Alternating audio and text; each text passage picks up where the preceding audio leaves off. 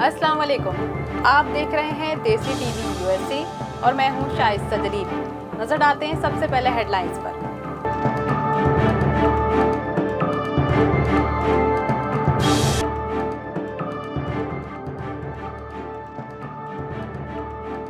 Saudi अरब ने उम्रे के लिए दूसरे मरहले की इजाजत दे दी। उम्रा ज़ायरीन के लिए रोज़ा रसूल सल्लल्लाहु अलैहि वसल्लम खोलने का ऐलान।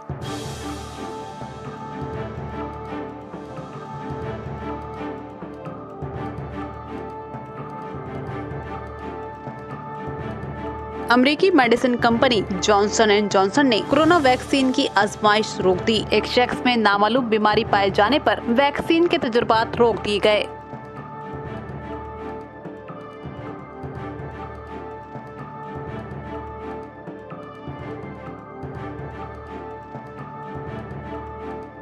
सिंध में टिड्डियों से 73% किसान मुतासिर हुए। एशियाई तरक्कियाती बैंक ने पाकिस्तान में टिड्डियों के हमले से मुतालिक रिपोर्ट जारी।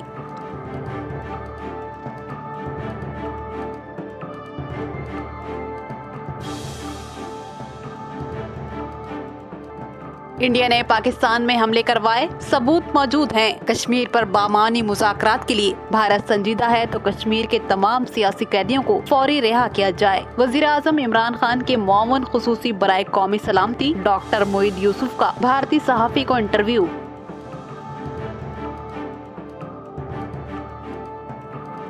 बॉलीवुड अदाकारों और इंडस्ट्री पर तौहीन आमेज तबसरे करने पर इंडियन एंकर्स के खिलाफ बॉलीवुड खान्स अदालत पहुंच गए। दिल्ली हाई कोर्ट में दरखास्त जमा करा दी।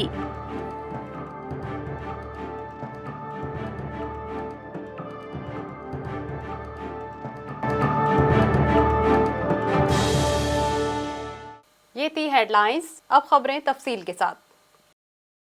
सऊदी अरब में उम्रे के लिए दूसरे मरहले का आगाज कर दिया गया है। सऊदी अरब के हुक्काम ने उम्रे के दूसरे मरहले में 2.5 लाख मकामी शहरियों को उम्रे की इजाजत देने का ऐलान किया है। सऊदी हुक्काम ने इस बार रोज़ा रसूल सल्लल्लाहु अलैहि वसल्लम को भी अगले चंद रोज में जियारत के लिए खोलने का ऐलान किया है। उम्रा ज़ायरीन और मस्जिद नबवी में रोज़ा मुबारक की जियारत कर सकेंगे। सऊदी वज़ारत हज उम्रा के मुताबिक ज़ायरीन को मोबाइल एप्लीकेशन के जरिए इजाजतनामा लेना होगा। सऊदी अरब में गुज़िश्ता एक हफ्ते पहले कोरोना वायरस के बायस लगाई गई पाबंदियों में नरमी के बाद उम्रा ज़ायरीन को मक्का और मदीना आने की इजाजत दी गई थी। अब दूसरे मरहले का आगाज होने जा रहा है। सऊदी अरब के 2.5 लाख मकामी शहरी उम्रे की सादत हासिल कर सकेंगे। सऊदी हुक्काम का कहना है कि उम्रे की अदायगी के लिए तीसरे मरहले का आगाज 1 नवंबर से किया जाएगा। तीसरे मरहले में गैर मुल्की ज़ायरीन आ सकेंगे। सऊदी हुक्काम की जानिब से कोरोना वायरस की वबा से बचने के लिए सख्त हिफाजती इंतजाम किए गए हैं।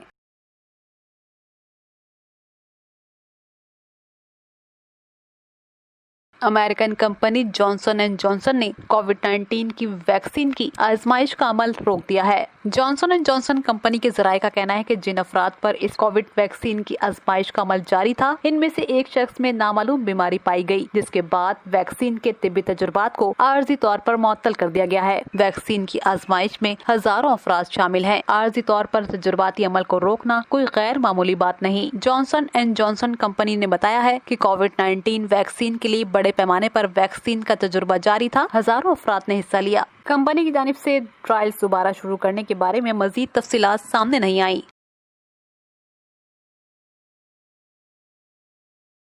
पाकिस्तान में टिड्डियों के हमले से फसलों को बड़ा नुकसान सामने आया है। एशियाई तरक्कियाती बैंक ने पाकिस्तान में टिड्डियों के हमले के नुकसानात से मुतालिक एक नई रिपोर्ट जारी की है। रिपोर्ट के मुताबिक सूबा सिंध में टिड्डियों के हमले से 73% किसान मुतासिर हुए हैं। एशियाई तरक्कियाती बैंक ने कोरोना वायरस टिड्डियों के हमले से होने वाले नुकसानात पर एक सर्वे रिपोर्ट जारी की है। रिपोर्ट में बताया गया है कि पाकिस्तान के सूबा सिंध में ज़राअत से ताल्लुक रखने वाले सिंध के 73% से जायद किसान टिड्डियों के हमले से मुतासिर हुए। 1/3 से जायद किसानों ने अपनी आमदनी कम होने का बताया है। टिड्डियों के हमले से मुतासिर होने वाले किसानों की नुकसानात को पूरा करने के लिए मकामी हुकूमत फौरी तौर पर इक़दामात करे।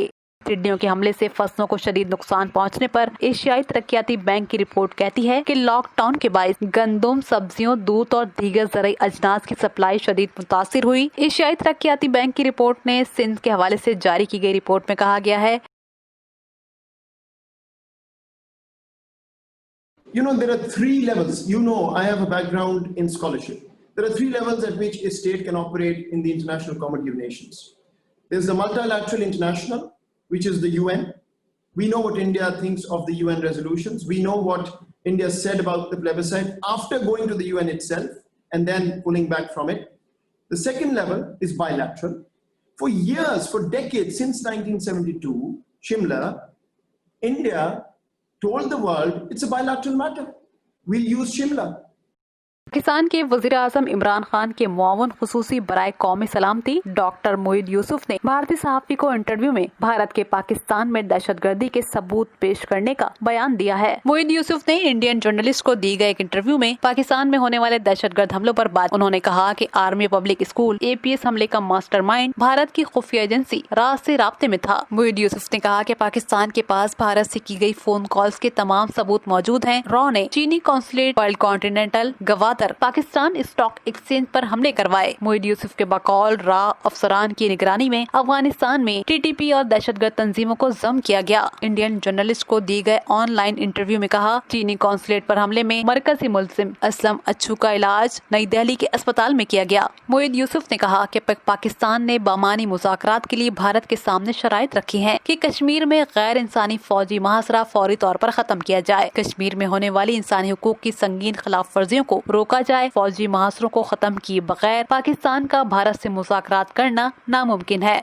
मोईद यूसुफ ने अपने इंटरव्यू में कहा कि पाकिस्तान अमन का ख्वाहिशमंद है। भारत की हिंदुत्व जालिमाना पॉलिसियां, मोदी सरकार तौसी पसंदाना पॉलिसियों की वजह से खित्ते में तनहा रह गई है। उन्होंने कहा कि दुनिया जानती है कि कश्मीरी भारत के गासबाना कस्बे के साए तले जिंदगी गुजारने को तैयार नहीं। कश्मीरी हिंदुस्तान से नफरत करते हैं। भारत ने पाकिस्तान के खिलाफ दहशतगर्दी का झूठा बयानिया पेश किया है। तनाजात के हल और कश्मीरियों की ख्वाहिश पूरा करने के लिए पाकिस्तान अक़वाम मुत्तहिदा की करारदादों के साथ है। उन्होंने ये भी कहा कि भारत की जानिब से की गई किसी भी किस्म की गलती पर पाकिस्तान सख्त रद्द-ए-अमल पेश करेगा।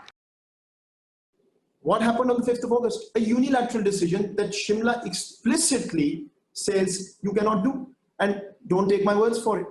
Take AG Noorani's words. What did he say in a recent article? The foul deeds of August 5th destroy the Shimla agreement or the Shimla pact totally. And the third level is unilateral. You've done something unilateral. When you did something unilateral, you had to bring in 180,000 troops, lie to the world that there was a terrorist threat, and then Indian government perpetrated terrorism on the 5th of August. And then a year later, you had to impose curfew. And when you say, Karan, that the wishes of the people don't matter, that's where you go wrong.